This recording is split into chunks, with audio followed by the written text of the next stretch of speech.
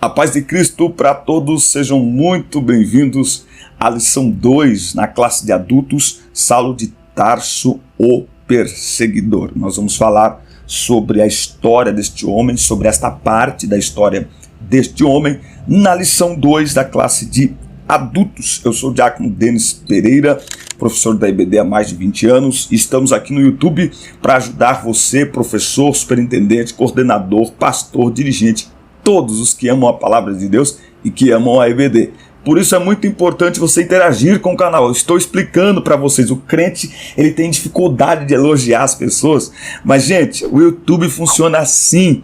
Dê like no vídeo, dê dislike, faz aí alguma coisa, compartilha, interaja com o canal, é isso mesmo, interaja com o canal. Então se você não está inscrito ainda, inscreva-se e ative o sino de notificações para o YouTube sempre te avisar quando tiver vídeos novos por aqui. Comenta o vídeo, fale para nós de onde você nos assiste. Meu WhatsApp vai aparecer aí também, nós estamos à disposição para atender os irmãos. E não se esqueça de compartilhar esta aula com outras pessoas, outros professores e outros alunos. Também pegue sua revista, lápis, caneta, bloco de anotações. Vamos direto para a aula. Texto áudio.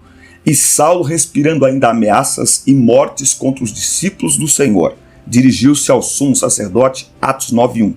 A igreja é uma instituição divina que perdurará na terra até o arrebatamento, porque do contrário ela já teria sido destruída. A igreja, ao longo da história, sempre sofreu ataques.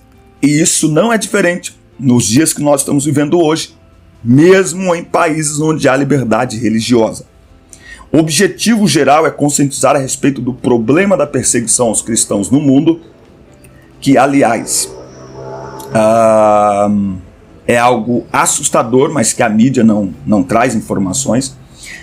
E os objetivos específicos: elencar as características persecutórias de Saulo, expor a respeito da perseguição contra a igreja em Atos e esclarecer a respeito de um sistema contra a igreja. Existe um sistema contra a igreja. Introdução. A história da expansão da igreja no livro de Atos mostra um fariseu zeloso, Saulo de Tarso.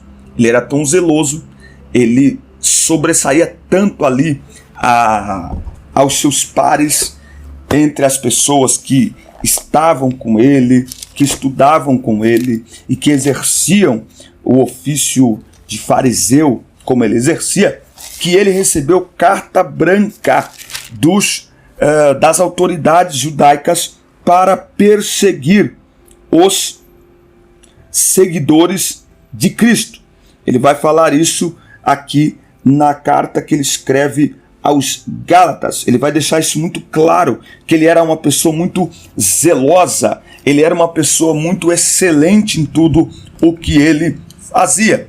E, por conta desse zelo, ele tornou-se um perseguidor implacável contra a igreja de Cristo, contra os chamados cristãos.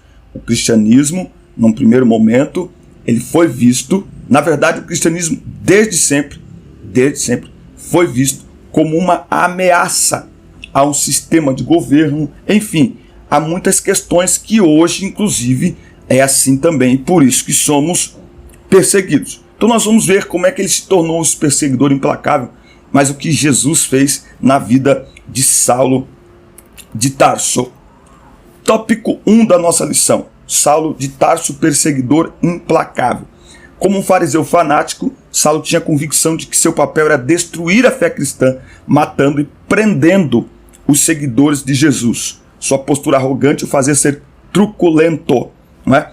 Então, Paulo tinha fortes convicções. E uma coisa que eu anotei é o seguinte: nós temos que prestar muita atenção na base das nossas convicções. Se a base, se o fundamento das nossas convicções não for o correto, as nossas convicções não serão. Então, tem muitas pessoas que, como Paulo, elas têm convicções, e por suas convicções religiosas, elas são extremamente zelosas, e tudo que é extremo é complicado. Tudo que é extremo, ele significa que não tem flexibilidade. Aquilo que é extremo não é flexível, não é equilibrado, não é? Então é o fanatismo religioso que Paulo tinha e que muitos cristãos têm. Nós temos que tomar muito cuidado com isso. A Bíblia diz, ele diz, que ele respirava ameaças de morte contra os discípulos de Jesus. E ele vai fazer tudo isso achando que está fazendo um serviço a Deus. E a pergunta que fica para nós nessa lição é: quantas vezes estamos sendo duros com algumas situações, com algumas pessoas, porque achamos estar prestando um serviço a Deus? Mas cuidado, porque o zelo que destrói, ele não é do Senhor. O zelo que mata o outro, que destrói o outro, que destrói a fé da pessoa, o zelo que exclui as pessoas, esse zelo, ele é um zelo sem entendimento, ele é um zelo sem equilíbrio, não é? E Paulo fazia isso achando que estava fazendo um serviço a Deus.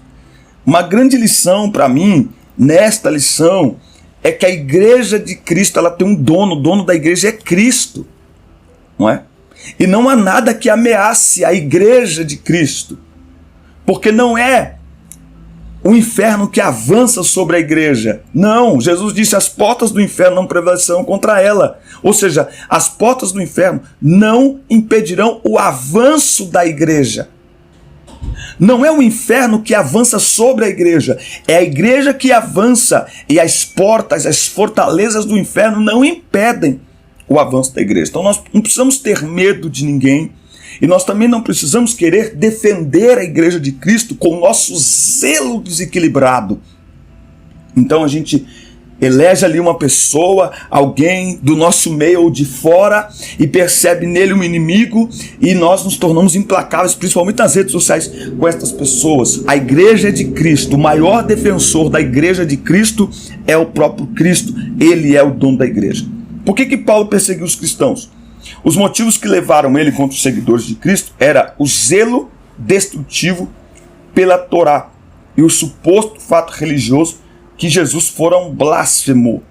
Para Paulo, o simples fato de que uma pessoa que foi crucificada pudesse ser o prometido pelos profetas no Antigo Testamento, isso aqui era um escândalo.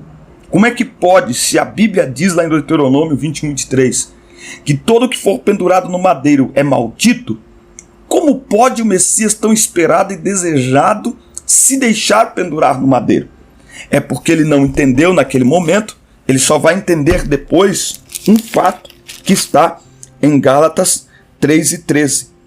Cristo nos resgatou da maldição da lei, fazendo-se por nós uma maldição, porque está escrito: maldito é todo aquele que for pendurado em um madeiro. Então, ele só vai entender depois que o Cristo que ele tanto renegou fez tudo aquilo, se tornou escândalo, se tornou uma vergonha, se tornou maldição, se fez pecado por nós, em nosso lugar. Ele vai entender isso depois. Então, quantas pessoas que perseguem a igreja de Cristo, como Paulo, como Saulo, melhor dizendo, por não terem o entendimento do que isso representa. Por isso que essas pessoas devem ser alvo, inclusive, da nossa oração, e não da nossa raiva, não das nossas profecias escatológicas: vai morrer, Deus vai pesar mal. Não. As pessoas que perseguem a igreja de Cristo, elas precisam ser alvo da nossa oração para que Deus tenha misericórdia delas. Porque elas só poderão mudar de atitude se, como Paulo, elas forem tocadas e transformadas pelo poder do Evangelho. Do contrário, não dá para esperar de um Paulo que não teve um encontro com Jesus simpatia pelo Evangelho. Não dá para esperar de alguém que não nasceu de novo que ele reconheça o Evangelho e que ele ame a igreja. Então eu não me assusto quando artistas, personalidades falam, blasfemam. Eu peço que Deus tenha misericórdia deles, porque eles estão fazendo isso na sua ignorância. Eles estão fazendo isso e eles estão...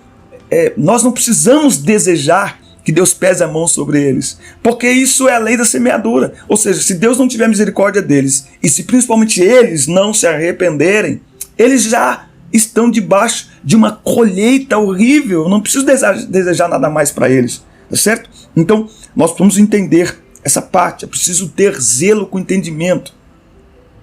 Tópico 2. A perseguição contra a igreja de Cristo, contra os seguidores de Jesus. A perseguição de Saulo contra a igreja era uma perseguição. A perseguição de Saulo contra Jesus era uma perseguição contra a igreja, o corpo de Cristo, uma instituição divina. Ao passo que ele respirava ameaças e morte contra os seguidores de Jesus. Um dos que vão ser mais atingidos, um dos casos mais emblemáticos dessa perseguição é Estevão, que era um erudito, e que Saulo era um erudito, chamava atenção devido à sua cultura. Estevão era um erudito no judaísmo, mas Estevão tinha algo diferente de Saulo. Estevão era cheio do Espírito Santo, a ponto de que as pessoas não conseguiam resistir à autoridade com que Estevão falava, e por isso eles foram criando dentro de si uma raiva, um ódio, a ponto de causar a sua morte por apedrejamento, fato esse que foi consentido por Saulo, está em Atos 8:1. Porém, esta estratégia contra a igreja, ela se transformou. Por isso que a Bíblia diz, todas as coisas cooperam para o bem daqueles que amam a Deus. Interessante que Estevão, ele está sendo apedrejado, ele vê céus abertos e ele ainda ora por aqueles que estão apedrejando ele. Em meio às pedradas, ele vê os céus abertos. Essa tática do inimigo, ela é muito comum, até porque a igreja é a face visível de Cristo na terra, entendeu? Porque somos perseguidos. O que o mundo não entende ou finge não entender é que ao perseguir a igreja de Cristo, está perseguindo o Cristo da igreja. Lembra quando o povo pede um rei? Samuel fica triste, achando que ele tinha sido rejeitado. O que Deus fala para ele? Não foi você que foi rejeitado, fui eu. Um dos grandes problemas que nós temos ao fazer a leitura de todo o movimento contra a igreja de Cristo é que nós tomamos para nós todo ataque, toda perseguição. Ei, nós somos a face visível de Cristo na terra. Você tem que escrever isso aí. Anote isso aí, escreve. A igreja é a face visível de Cristo na terra. E algumas instituições, algumas pessoas, o ódio, a raiva deles é contra Deus. E conscientemente, como Paulo, como Saulo, enfim, você sabe que é o mesmo nome, é a mesma pessoa, ok?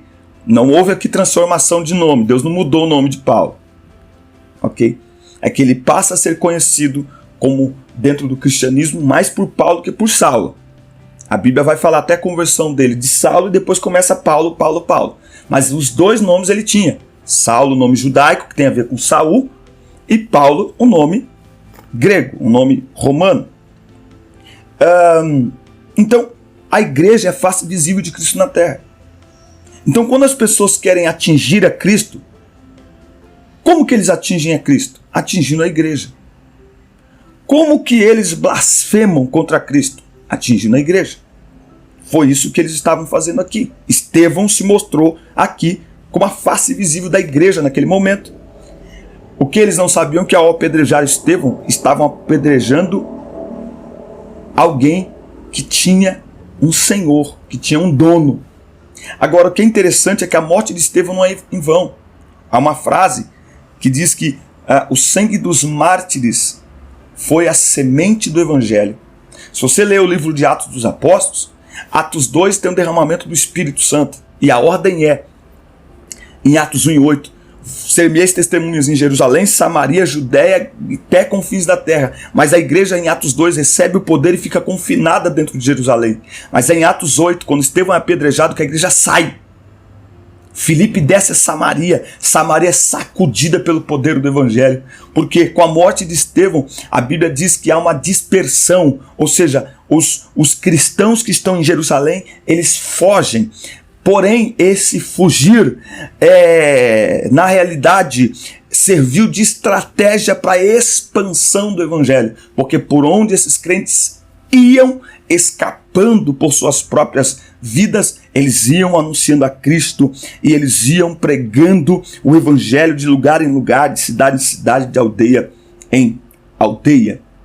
Por quê? Porque Estevão foi apedrejado, mas a morte de Estevão não foi uma morte inútil. Inclusive, a morte de Estevão, ela produziu em Paulo tem um livro do pastor Hernandes Dias Lopes, Paulo, tem dois, o Pedro e Paulo. No de Paulo, ele deixa claro que Saulo ficou indignado, porque Saulo, ele era fiel ao que cria. Saulo era extremamente zeloso pelo que cria, mas agora ele está diante de algo que ele jamais imaginou. Ele está diante de alguém que está disposto a morrer pelo que acredita. Isso vai impactar Saulo, porque ele está diante de um homem que não arreda, que não recua, que mesmo sabendo qual será a pena do seu suposto crime, ele continua, ele segue em frente, e mesmo tomando pedradas, ele não recua. E é isso que deixa os perseguidores da igreja indignados, porque a estratégia maligna é nos fazer recuar. Mas essa é a força da igreja e a resposta que a igreja dá em meio à perseguição. Não é devolver a afronta, não é revidar com a própria arma do inimigo, não. É permanecer firme na fé, inabaláveis na palavra. A igreja atual continua a despertar fúrias de certas autoridades políticas e religiosas que não aceitam a mensagem de liberdade de vida que o evangelho proporciona. Aqui, ele fala dos países políticos que são fechados para o evangelho, entre eles, por exemplo, Coreia do Norte, que figura há mais de 15 anos na lista das igrejas, portas fechadas, das nações com intolerância religiosa. A Coreia do Norte ocupa o primeiro lugar, mas nós temos Cuba, nós temos o Laos, nós temos a China, não é? Nós temos o México, a igreja é muito perseguida no México, não é? E nós precisamos olhar para o cenário mundial, Eu vou dar um exemplo aqui do que aconteceu no Brasil há poucos meses atrás. Você vai ver, nós estamos em um país com liberdade de culto, liberdade religiosa, liberdade de expressão, está na Constituição, cláusula pétrea, não pode ser violada. No entanto, não é o que nós temos visto nestes últimos anos aqui no Brasil. Tópico 2, quando um sistema, ou melhor, tópico 3, quando um sistema se volta contra a igreja. Como era a perseguição dos primeiros discípulos contra eles? Saulo de Tarso liderou uma perseguição contínua e violenta. Ele vai dar detalhes disso em Atos 9, 21 e 22 e 5. Sobremaneira perseguia a igreja de Deus e a devastava. Paulo não apenas infligia perseguição física, mas ele usava de perseguição psicológica para levar os cristãos a negarem a sua fé. Essa era a intenção de Paulo no primeiro momento. Não era matar os cristãos, era fazê-los negar a Cristo. Quando a Bíblia diz, quando Jesus aparece para ele e diz assim, duro é recalcitrar contra os aguilhões. Você já perguntou o que é isso? Aguilhões eram instrumentos usados para domar touros ferozes. Um destes instrumentos, o aguilhão, é um anel colocado no nariz do touro. O touro pode ser bravo quanto ele for, mas se você colocar um anel no nariz dele, você faz o que você quiser com ele. Você domina o touro. Ou seja, Não adianta o touro recalcitrar, ou seja, revidar, tentar se desvencilhar. Não é você. Jesus está dizendo assim para Saulo: oh glória, você está dominado. E é isso que nós precisamos entender. Somente Jesus pode fazer isso com um homem, com uma mulher. Só Jesus pode dominar, colocar sobre o seu senhorio. E aí, irmão, já era. Aí perdeu. É isso que Jesus está dizendo para Paulo. Está dizendo: perdeu, meu amigo. Já era. Agora eu vou mostrar para você agora como é que funciona. Quão duro é sofrer pelo meu nome. Agora você vai ver. Paulo, no entanto, até aquele momento, acha que está defendendo. E nós precisamos entender aquilo que Jesus falou. Nós estamos procurando ultimamente no Brasil produzir um ambiente favorável à igreja. Um ambiente político, um ambiente ideológico, um ambiente religioso favorável à igreja. Interessante que isso vai contra o que Jesus falou. João 16:2, expulsar-vos-ão das sinagogas, vem mesmo a hora em que qualquer que vos matar, cuidará fazer um serviço a Deus. Jesus disse: orai pelos que vos perseguem. Então nós vamos fazer uma leitura. Se nós entendemos que Jesus está voltando, uma das marcas, dos sinais da volta de Jesus é a perseguição contra a sua igreja. Ou seja, a igreja prestes a ser arrebatada, acontecerá com a igreja o que vai acontecer lá no Egito, o que aconteceu lá no Egito. A Bíblia diz que a situação chegou num ponto tão grave que após a morte dos primogênitos, a Bíblia diz que os egípcios apressaram a saída dos israelitas. É como que espremer a igreja, oh glória. A igreja nestes últimos dias, o mundo irá nos espremer para que os cristãos entendam: nosso lugar não é aqui. A igreja do arrebatamento não ficará confortável neste mundo. O mundo não irá aplaudir a igreja.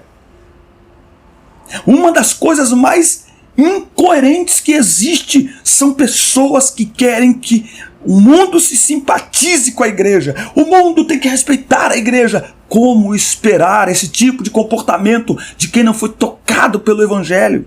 O evangelho não é mais uma filosofia que para as pessoas respeitarem, faz uma lei e tem que respeitar. Não. O evangelho é um encontro com Jesus Cristo. Se a pessoa não tiver um encontro com Jesus Cristo, não tem lei que a fará respeitar o evangelho.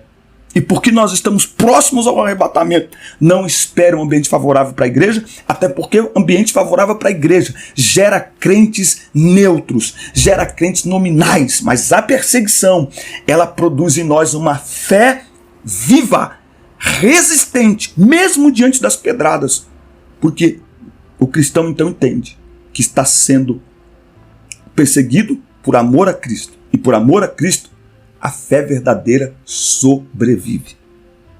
Perseguição, tortura e método. Parece exagero afirmar que Saulo torturava, mas é exatamente isso que ele fazia, tortura psicológica, não é? Ele usava isso, não é? Mas apesar de tudo isso, muitos não negaram o nome de Jesus. Mas muitos negaram. Mas muitos não negaram o nome de Jesus. No início do movimento pentecostal no Brasil, o comentarista vai falar aqui sobre o início. Mas deixa eu dar aqui uma informação que eu não sei se todos aqui viram isso. Mas alguns meses atrás, eu até procurei aqui essa informação para colocar para os irmãos, mas eu vou procurar isso aqui e vou colocar o link aqui na descrição do vídeo. Mas no início agora desse segundo semestre de 2021, se não me falha a memória, foi o pastor Jabes Alencar. Jabes Alencar, não é pastor Jabes Alencar, é o nome de um outro pastor, eu vou achar o nome dele, mas é um pastor do Rio de Janeiro, muito conhecido, que ele tem a sua igreja, e essa igreja que ele tem uma escola. Nessa escola, eles fizeram um vídeo diferente do vídeo que foi transmitido aí, não é? Com questões ideológicas, aquele vídeo do Burger King. Lembra do vídeo do Burger King? Bom, a escola que está atrelada a esse pastor, ela fez um outro vídeo, claro que com conceitos cristãos sobre o que é menino, menina, enfim. E aí o que aconteceu? Como essa escola está atrelada ao pastor, à igreja, o pastor foi indiciado a depor no Ministério Público para dar explicações. Interessante isso. Aí a gente fala assim, não, perseguição é coisa da China, da Coreia. Não é não. No filme, naquela série de filmes Deus Não Está Morto, o que me chama a atenção é que no filme é retratado cenas que a gente acha que aquilo é ficção, não é realidade. Nós estamos muito perto, mas muito perto do momento em que os sermões, as pregações, deverão ser levadas primeiro a uma junta de especialistas para saber se elas poderão ser ministradas ou não, ou se os pregadores, os pastores deverão ser indiciados, porque eles acham que esse conteúdo aqui não é politicamente correto. E hoje, com rede social, a gente tem que tomar um cuidado. A gente que viaja pregando, a gente tem que tomar um cuidado. Hoje, está tudo sendo transmitido. E uma palavra que o pregador fala, por causa daquela palavrinha, por causa do jeito que ele fala, pode causar um problema sério para a igreja. Lembrando, estamos em um país de liberdade religiosa, liberdade de expressão e liberdade de culto. A nossa manifestação religiosa não pode ser alvo de investigação criminal, política, não pode. Nós temos liberdade garantida na Constituição. Porém, não é o que temos visto nos últimos anos por aqui. Então, que Deus nos ajude, que Deus nos guarde, que como igreja de Cristo nós nos despertemos, oremos por aqueles que perseguem a igreja de Cristo de maneira diferente nos dias que nós estamos vivendo. Nós estamos vendo a igreja ser perseguida nos seus valores por meio da internet, por meio das redes sociais. Mas que a igreja se mantenha firme na palavra de Deus, inabalável em sua fé. O mundo está corrompido. Não dá para esperar do mundo que eles apoiem, valorizem, celebrem os nossos valores e princípios, porque eles estão fundamentados na palavra de Deus, palavra essa que o mundo desconhece, que o mundo ignora. Mas nós devemos manter-nos firmes e fiéis à palavra de Deus, inclusive em meio à perseguição. A perseguição não destrói a fé, ela só revela o nível da nossa fé. Então quem em meio à perseguição abandona Jesus, na verdade é porque nunca seguiu. E essa aqui eu vou ter que falar de novo. A perseguição não destrói a fé, ela só revela onde há fé e onde nunca houve fé. Quem abandona Jesus em meio à perseguição, na verdade, nunca foi discípulo de Cristo. Porque os discípulos de Cristo, em meio à perseguição, eles se fortalecem ainda mais. Eles evidenciam ainda mais a sua fé. Porque os verdadeiros discípulos não têm fé nominal, têm fé verdadeira, têm fé prática. E é isso que Jesus espera de nós em todos os momentos, inclusive em meio à perseguição. Que nós possamos honrar a fé destes que morreram e morrem por amor a Cristo, sendo fiéis mesmo diante da morte. Amém, meus irmãos? Que Deus os abençoe em Cristo Jesus. Um forte abraço. Assista, curta, compartilhe, inscreva-se no canal e até o nosso próximo encontro. Deus abençoe.